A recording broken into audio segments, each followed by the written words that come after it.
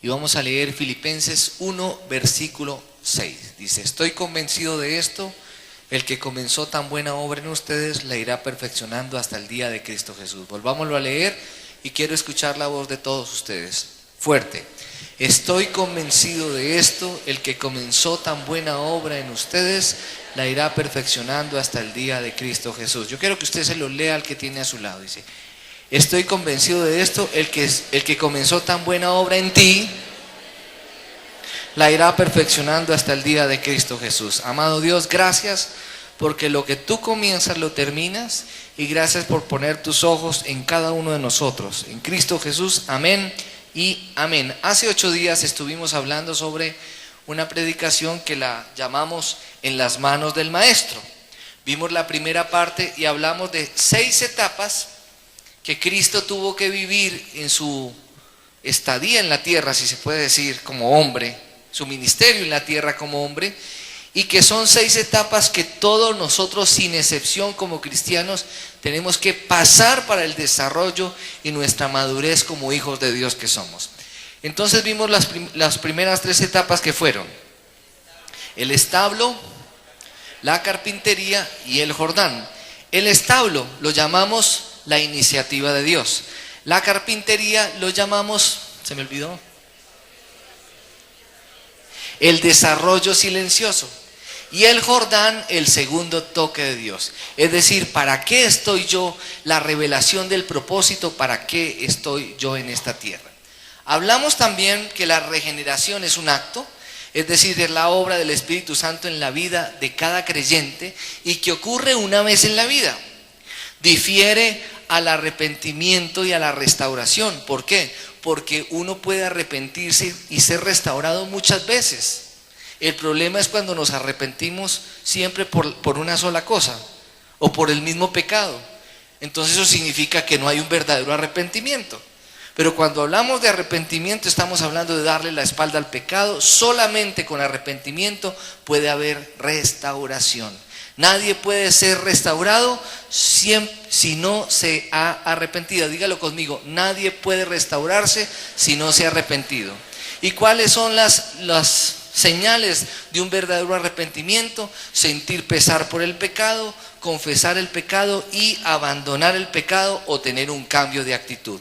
Hablamos también que la regeneración se manifiesta de la siguiente manera para que nosotros podamos entenderlo mejor. Lo que antes me gustaba, ya no me gusta. Lo que antes aborrecía, ahora me gusta. Un día a una persona de la iglesia le dijeron: ay, yo no voy, usted que va a casa sobre la roca, yo no voy por allá porque es que allá le prohíben a uno el trago. Y la señora dijo: no, allá no nos prohíben nada, lo que pasa es que a mí ya se me quitaron las ganas. Y eso es la obra del Espíritu Santo en cada uno de nosotros. Ese cambio que se genera desde nuestro ser interior, producido y generado por el Espíritu Santo, de acuerdo a la disposición de nuestro corazón. Amén. Eso es lo que se conoce también como el nacer de nuevo. Dijimos que la libertad es una posición, es decir, el creer la verdad de Dios y vivirla.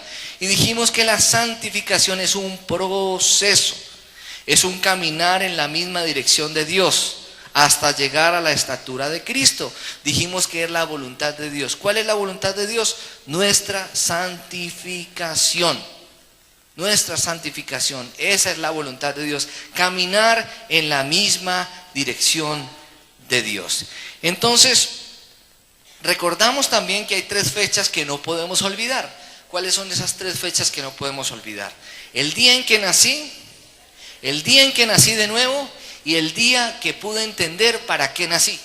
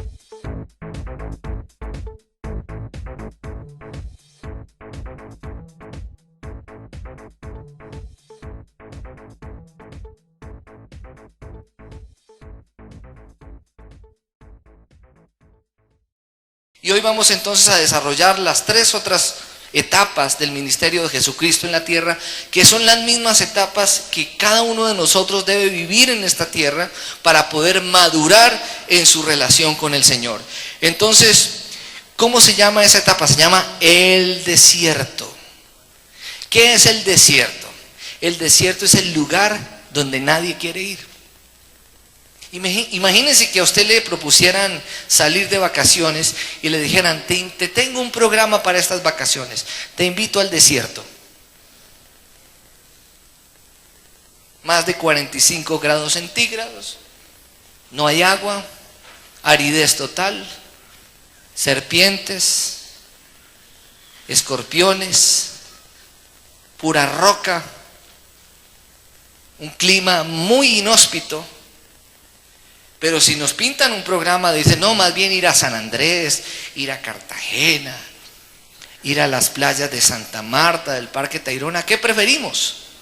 Yo creo que preferimos ir más bien a unas playas paradisíacas, a no ser que usted tenga una mentalidad inhóspita y usted quiera ir de pronto a conocer el desierto, pero estoy seguro de que no se va a demorar más de 2 días. ¿Sí? Listo, entonces, ¿qué es el desierto? El lugar donde no queremos ir. Resulta que hay 3 ópticas del optimismo. ¿Cuáles son las 3 ópticas del optimismo? ¿Cómo te ven los demás? ¿Cómo te ves a ti mismo? ¿Y cómo realmente eres? Vuelvo a repetirlas, las 3 ópticas del optimismo. ¿Cómo me ven los demás? ¿Cómo me veo a mí mismo? ¿Y cómo realmente soy? Yo les pregunto a ustedes, ¿cuál es la verdadera de las 3? ¿Cuál es la verdadera de las 3? La última, ¿cómo realmente soy? ¿Saben una cosa? El cómo realmente soy se refleja, ¿saben dónde? En el desierto. Por eso a veces no queremos pasar por allá, porque en el desierto es donde se ve todo de nosotros, es donde se descubre hasta lo más profundo de nuestro corazón, es donde salen las malas actitudes, es donde salen realmente quiénes somos. Es por eso que en esa etapa difícil de la vida como creyentes, nosotros debemos afianzarnos en nuestra identidad como creyentes. ¿Quién somos en Cristo Jesús? Entonces, ¿quién realmente soy? Yo lo descubro, ¿en dónde? En el desierto. ¿Qué es el desierto según las Sagradas Escrituras? Es el lugar de prueba, es el lugar donde yo aprendo a depender de Dios, es el lugar en donde yo puedo escuchar 3 voces. Hay gente, uno le dice, ¿qué hubo? ¿Qué pasó? ¿Que no te he visto? No, es que estoy en un desierto. Estoy cruzando el desierto y prefiero estar solo, aislarme de los demás, porque allá es donde quiero escuchar la voz de Dios. Pero resulta que no nos damos cuenta que en el desierto no solamente escuchamos la voz de Dios, porque Jesucristo no solamente escuchó la voz de Dios en el desierto. En el desierto escuchamos 3 voces.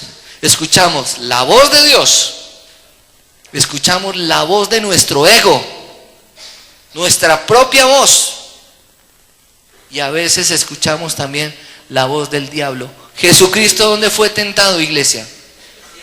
¿Dónde? 40 días y 40 noches en un proceso de preparación para empezar el desarrollo de su ministerio, y ya terminando, el diablo se lo apareció y lo tentó 3 veces. El proceso de todo creyente es el mismo del pueblo de Israel según las Sagradas Escrituras. El pueblo de Israel está enmarcado por 3 etapas difíciles, que son las que más se resaltan en las Sagradas Escrituras y que son importantísimas tenerlas claras, que es lo mismo que todos tenemos que vivir como cristianos. Israel estuvo 400 años de esclavitud. ¿En dónde? En Egipto. Para nosotros simbólicamente, Egipto, ¿qué representa? El mundo. nuestra vida antes de Cristo, nuestra vida alejados de Dios, en donde estábamos esclavizados en nuestros delitos y pecados. De manera milagrosa el Señor muere en la cruz, nos saca de Egipto, nos libera a través de su sangre, nos limpia de todos nuestros pecados, nos saca de Egipto y vamos de manera gloriosa, milagrosa, perdona nuestros pecados, nos limpia y salimos de Egipto y entramos en un nuevo proceso que nos enseña a depender de Dios, porque traemos cosas viciadas de nuestro pasado. Y viene un nuevo proceso en la vida de nosotros como creyentes que se conoce como el desierto. ¿Y qué pasó en el desierto? Ayúdenme ustedes. ¿Qué pasó en el desierto con el pueblo de Dios? En el desierto brotó agua de la roca. ¿Qué pasó en el desierto? En el desierto el maná caía del cielo. En el desierto venían codornices. En el desierto el agua amarga se convirtió en agua dulce. En el desierto, pero ¿qué pasó también en el desierto? En el desierto hubo queja. En el desierto hubo rebeldía. En el desierto hubo peleas entre ellos. En el desierto hubo idolatría por cosas que traían desde Egipto, que finalmente Dios los tuvo que disciplinar por eso. Pero las cosas no quedan en el desierto, porque aunque no todos entran a la tierra prometida, pero sí hay una promesa, y en la tierra prometida es que es ese estado de madurez de todo creyente, que es el lugar de bendición que Dios tiene para cada uno de nosotros, pero es un lugar de bendición donde hay gigantes y donde hay que derribar los gigantes con las armas espirituales que el Señor nos da. Es allí en donde se prueba nuestra madurez. Dicen las Sagradas Escrituras en el libro de Josué que todas las promesas que el Señor dio a su pueblo se cumplieron al pie de la letra. Y hoy el Espíritu Santo está con nosotros y es la garantía del cumplimiento de las promesas que Dios nos dio, como lo dicen las Sagradas Escrituras. Y dice también el texto en Corintios que las promesas en Dios son sí y amén. ¿Saben qué significa amén? Así es. Si Dios lo dice, así es. Diga, si Dios lo dice, así es. Jesucristo es el mismo ayer, hoy y por los siglos de los siglos. Si Él lo dice, así es, porque Él no cambia. Amén. Entonces vamos a ver, como estamos hablando del desierto, resulta que hay dos tipos de desierto. ¿Cuáles son los dos tipos de desierto? Lo hemos hablado en oportunidades anteriores. Por un lado está el desierto del hombre. ¿Cuál es el desierto del hombre? La vida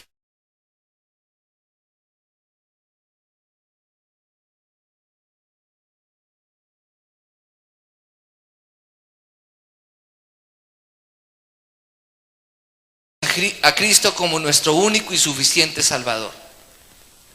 Viene el Espíritu Santo en nuestra vida y comienza una vida diferente, ¿cierto? Hasta ahí llega el desierto del hombre, que el hombre mismo ha edificado, si se puede decir, por sus malas acciones y por vivir separado de Dios. Y por otro lado está el desierto de Dios. ¿Cuál es el desierto de Dios? Es decir, usted y yo estamos en Cristo, lo hemos recibido, salimos de Egipto y entramos al desierto para aprender a depender de Dios. Y entonces, ese desierto de Dios, ¿cuándo comienza? Cuando Dios lo determina. Entonces, el Señor quiere formar nuestro carácter, el Señor quiere pulirnos, el Señor quiere santificarnos. Tan buena obra que Dios ha comenzado la irá perfeccionando hasta el día de Cristo Jesús, y es necesario pasarnos por el desierto. ¿Y cuánto dura ese desierto? Lo que Dios determine.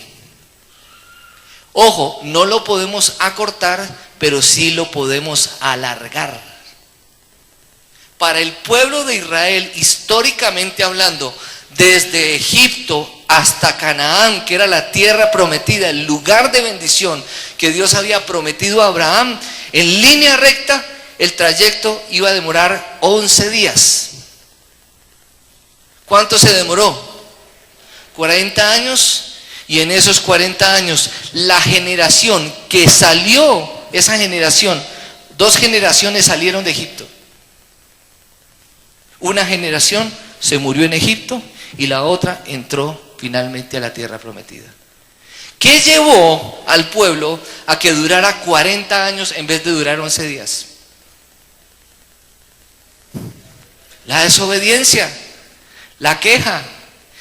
¿Qué es el desierto? El desierto es un tiempo de prueba. Y en ese tiempo de prueba usted toma la decisión, bien sea, si la asume con contentamiento y dejando que Dios le enseñe a usted, o usted la asume con queja. Es que estábamos muchos cristianos, muchas veces en momentos de dificultades dicen, me iba mejor cuando no era cristiano. ¿Qué significa eso? Lo mismo que hicieron los israelitas en el desierto. Y si usted dice eso, usted se va a demorar más tiempito en el desierto hasta que aprenda la lección. Porque solamente cuando aprendamos la lección, el Señor nos va a sacar de ahí para que entremos a la tierra prometida, la tierra que fluye leche y miel, que está destinada para los hijos de Dios. ¿Amén? Bueno. Dice la Escritura que en este mundo tendremos aflicción, pero debemos confiar porque Jesús ha vencido el mundo. Y dice también las Sagradas Escrituras que mayor es el que está en nosotros que el que está en el mundo. También dice las Sagradas Escrituras que quien no escatimó a su propio Hijo, sino que lo dio por nosotros, ¿cómo no habrá de darnos junto con Él todas las cosas? Dice las Sagradas Escrituras en uno de los libros de los profetas menores, lo llevaré al desierto y le hablaré con ternura. A veces es necesario pasar por el desierto para poder discernir y escuchar claramente la voz de Dios. ¿Qué es entonces el desierto? El desierto es el lugar donde no queremos ir. ¿Pero qué es el desierto? El lugar donde realmente nos mostramos tal cual somos. Amén. Quinta etapa. Cuarta, ¿cuál es? ¿Cuál? ¿Qué es el desierto? El lugar donde no queremos ir, pero es necesario que todos tengamos que pasar por él. Sin excepción, todo creyente necesariamente tiene que cruzar por el desierto. Y hay personas que creen que en su vida cristiana pasan muchas veces por muchos desiertos. Si usted está en el desierto y usted ya pasó por el desierto y usted dice que está en el desierto, usted nunca ha salido del desierto. Porque uno pasa por el desierto una sola vez en la vida. Y si usted pasó una vez y todavía dice que es que está pasando otro, usted nunca ha salido del desierto. Y tal vez no ha entendido la enseñanza del Señor. Y tal vez no se ha dejado moldear en su carácter. Y por eso sigue dando vueltas en el mismo desierto. Pero quiero decirles que Dios tiene una tierra prometida, un lugar de bendición, un lugar de plenitud, un lugar de gloria del Señor. Amén. Pero tenemos que estar dispuestos a dejarnos moldear por el Señor. Amén. Quinta etapa, la cruz. La cruz. ¿Qué es la cruz? La cruz es morir al yo. La cruz es morir al egoísmo. ¿Qué es el egoísmo? El egoísmo es el culto a uno mismo. El egoísmo es, o mejor dicho, la cruz es dejar de pensar en mí para pensar en el otro. La cruz es renunciar al no me importan los demás mientras yo esté bien. La cruz es donde debemos morir a todos nuestros deseos. Jesús en Getsemaní, ¿qué dijo? Padre, pasa de mí esta copa, pero que no se haga mi voluntad, sino la tuya. La cruz nos recuerda que el grano de trigo no puede fructificar sin antes caer en tierra y morir. Cristo murió y resucitó, y todos nosotros tenemos que morir a nuestra pasada manera de vivir para poder resucitar en Cristo hacia una nueva vida. Y todos los días morir al yo, morir al egoísmo, morir a las obras de la naturaleza pecaminosa. Bendecir al que te maldice, orar por quien te persigue, quien te ultraja. Eso es morir al yo, esa es la cruz. Pero les digo una cosa, Cristo ya murió en la cruz por nosotros. Nosotros no tenemos que ser crucificados, pero sí debemos llevar nuestro ego, nuestro orgullo, nuestra arrogancia, las debilidades de nuestro carácter a la cruz, donde todo es resuelto. Amén. Miremos Filipenses capítulo 2, versículo 3 al 8. Filipenses 2, versículo 3 al 8.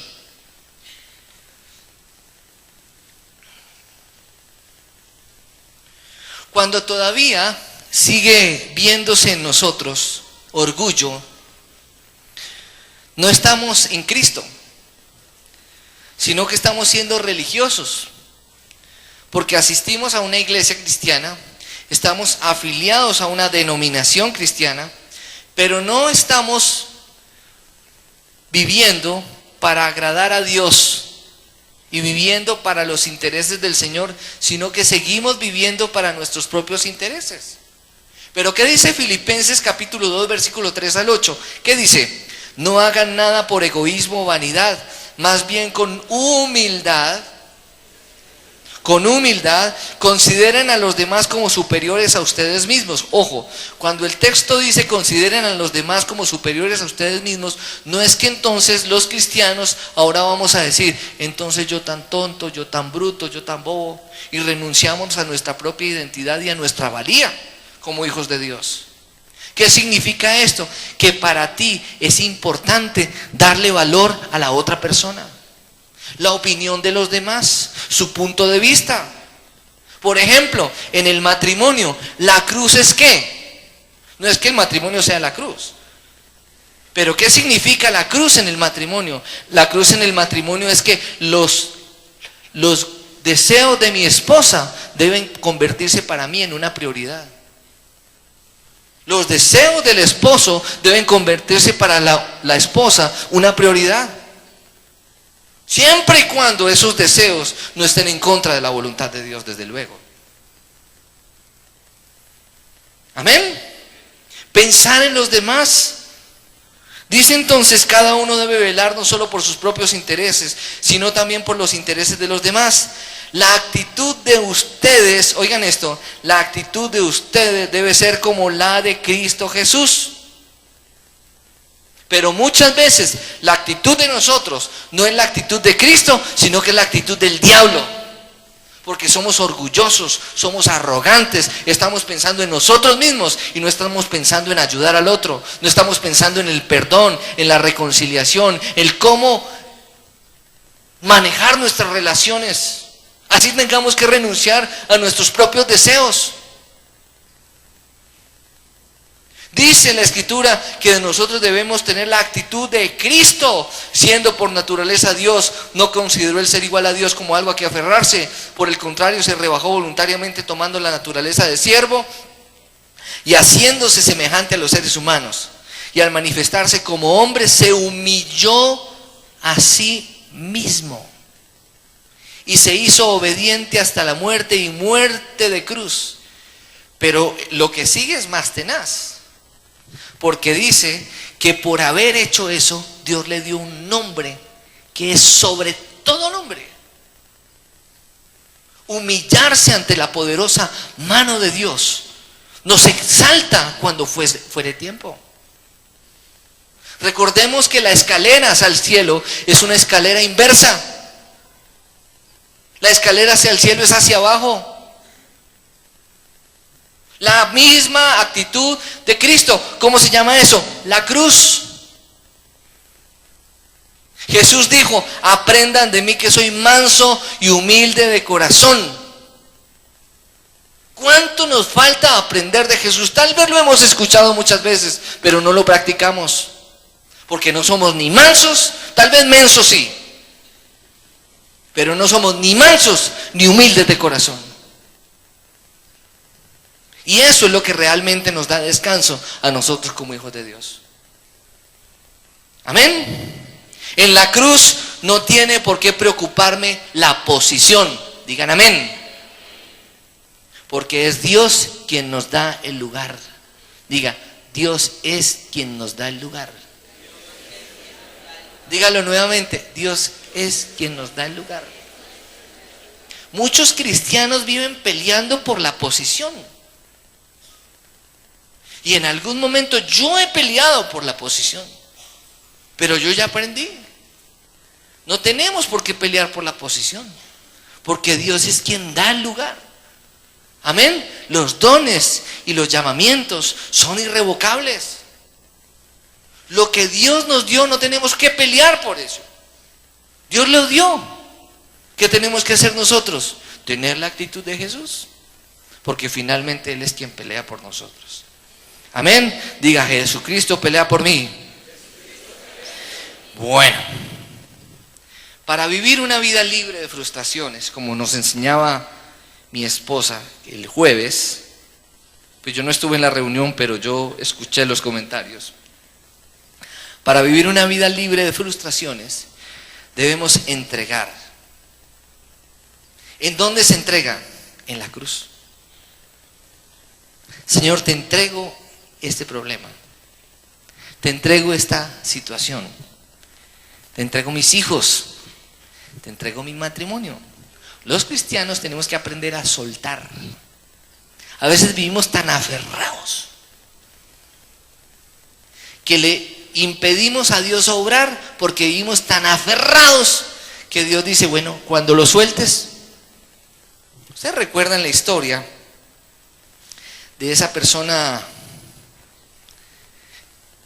que su hijo se le cayó, estaban por un puente y su hijo se cayó del puente y casualmente venía un salvavidas, una persona con una camiseta de salvavidas, venía caminando por el puente, el niño se cayó y la mamá empezó a gritar y el salvavidas se dio cuenta y se vino corriendo y empezó a mirar y el niño ahogándose, la mujer le gritaba y el hombre miraba.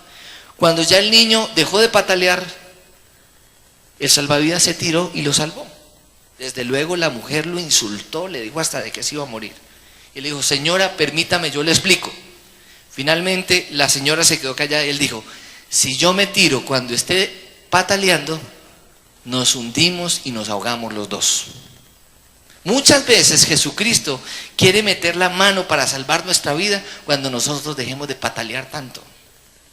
Nos vivimos quejando, criticando, renegando. Y el Señor ahí. Y cuando decimos, Señor, entrego, entonces el Señor mete la mano como lo hizo con Pedro. Y lo saca de allí. Y nos llena de esperanza. Amén. Diga conmigo, renuncio a mis propios deseos para que prevalezcan los deseos de Cristo en mí. ¿Cómo se llama eso, iglesia? La cruz. ¿Cuál fue la primera etapa que vimos hoy? El desierto. ¿Qué es el desierto? El lugar donde no queremos ir. ¿Qué es la cruz? Morir al yo. Todos tenemos que pasar. Si queremos madurar y queremos crecer en la vida cristiana, tenemos que pasar por el establo, tenemos que pasar por la carpintería, tenemos que pasar por el Jordán, tenemos que pasar por el desierto, tenemos que ir a la cruz. El que quiera ser mi discípulo, niéguese a sí mismo, tome su cruz y sígame. Amén. Resulta que había un pueblo que tenía un rey y el rey murió. Entonces los caballeros del pueblo decidieron convocar un grupo de personas para nombrarlos como reyes de nuevo, como rey, para poner un nuevo rey. Entonces llamaron a un guerrero, pero en el lugar donde convocaron a esas personas para saber si podían ser reyes o no, reemplazar al rey que había muerto, habían dos verdugos con hachas y había una llave de oro, una mesa con una llave de oro. Entonces primero fue convocado un guerrero y el guerrero llegó allá, era un tipo todo acuerpado, y llegó allá y dijo: bueno, guerrero, ¿usted quiere ser nuestro rey? Y él dijo: claro que sí, yo puedo ser el rey de ustedes. Y entonces le dijeron las condiciones para saber si era apto para ser rey o no.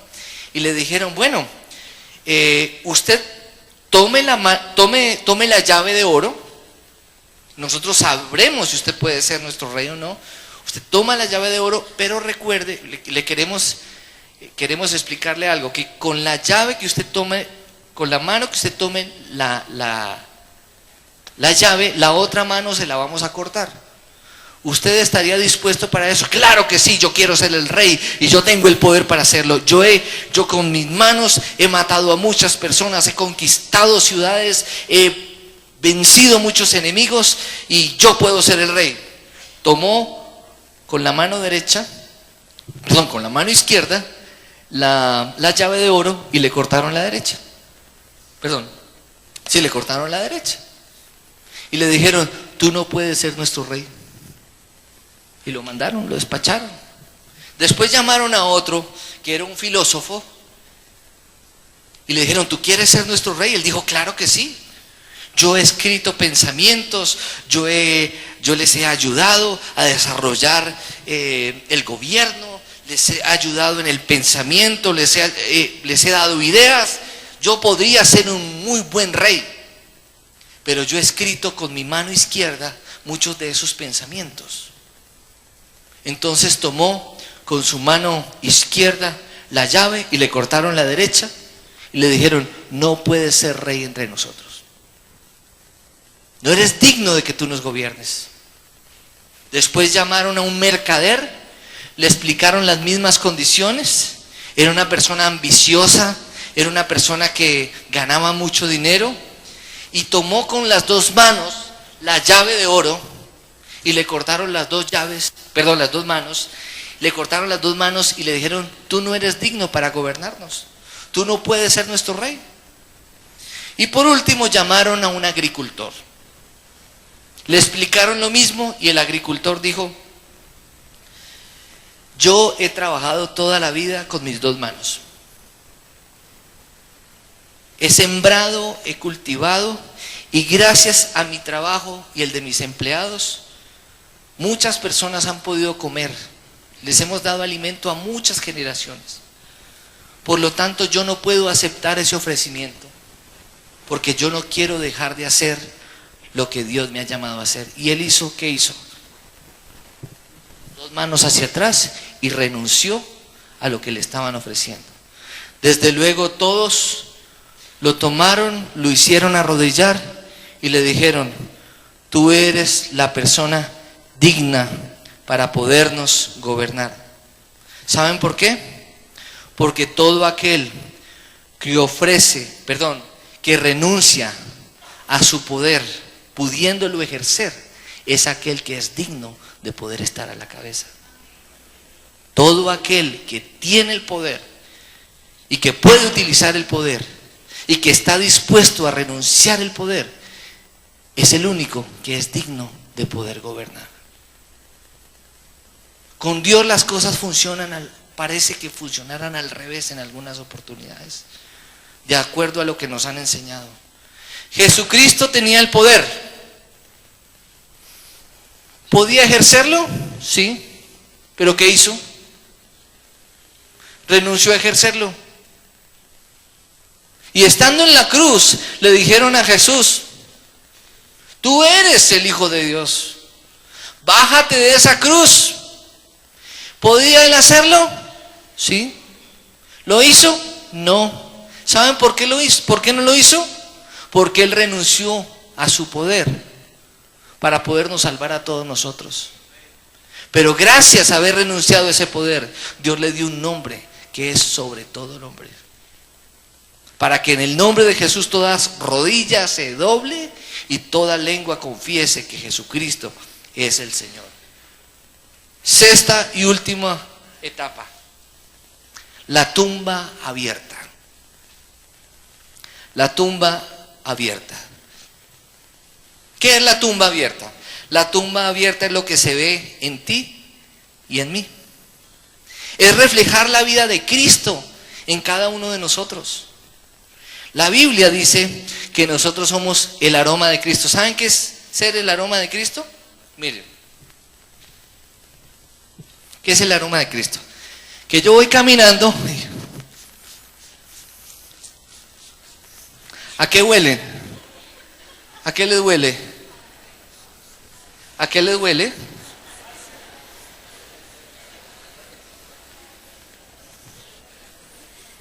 Libardo, usted que no ha hecho loción esta mañana.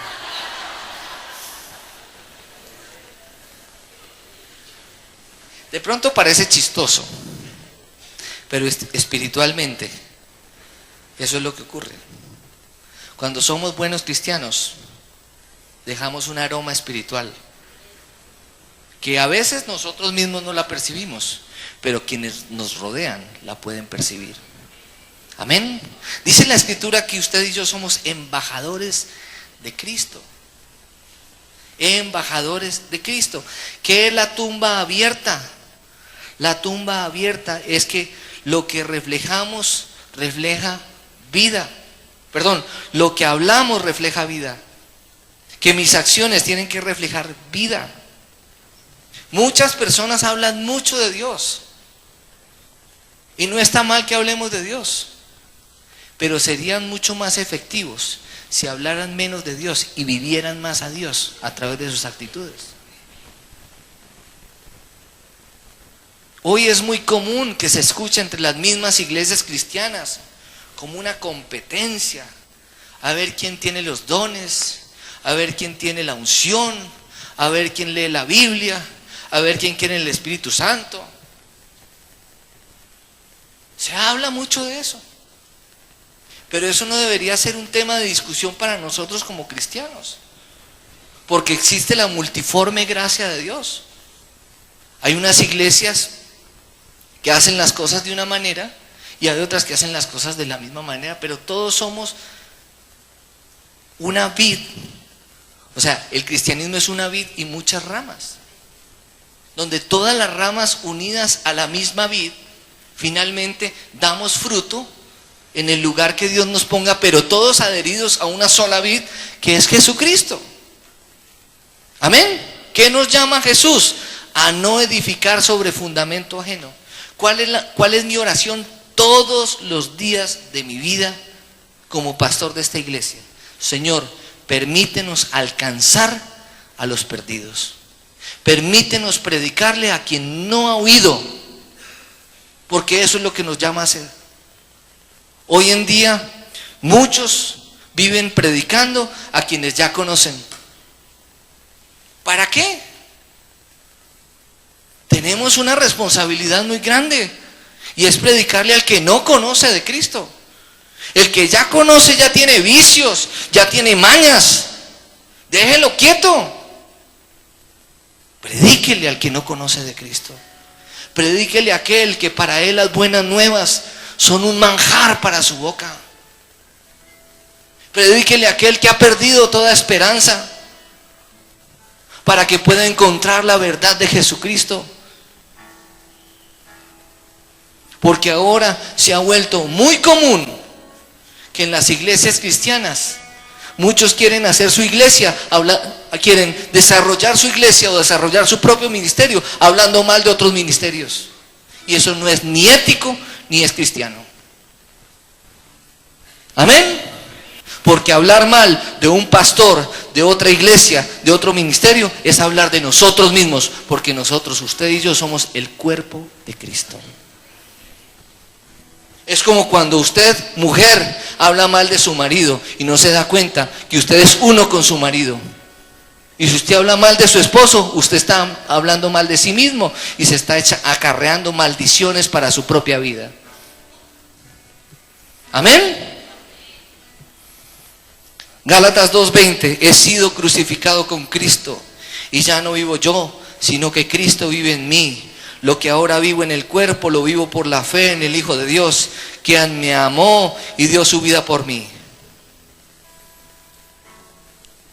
Recapitulemos entonces: el establo, la carpintería, el Jordán, el desierto, la cruz, la tumba abierta. Nosotros desde que nacemos hemos pasado por muchas manos. Por las manos del pediatra, de la enfermera, de los abuelos, de los tíos, por las manos de nuestros padres. Algunos han pasado por las manos de gente inescrupulosa. Algunos inclusive han sido manoseados. Pero deberíamos recordar las palabras de nuestro Señor Jesucristo, instantes antes de morirse: Padre, en tus manos encomiendo mi espíritu, porque solo en las manos del Maestro usted y yo podemos estar realmente seguros. Amén. Quiero que oremos, cada uno de ustedes ore allí donde se encuentra. No sé por qué etapa usted está pasando. Lo importante en sí no es que nos sintamos mal por esto que hablamos hoy, sino simplemente que reflexionemos cada uno en nuestra relación con Dios. Y que no seamos partícipes de la tragedia humana del Señor a querer moldearnos a nosotros y nosotros a no querer dejarnos moldear por Él. Porque finalmente, como lo decíamos ahorita, solo en sus manos estamos realmente seguros.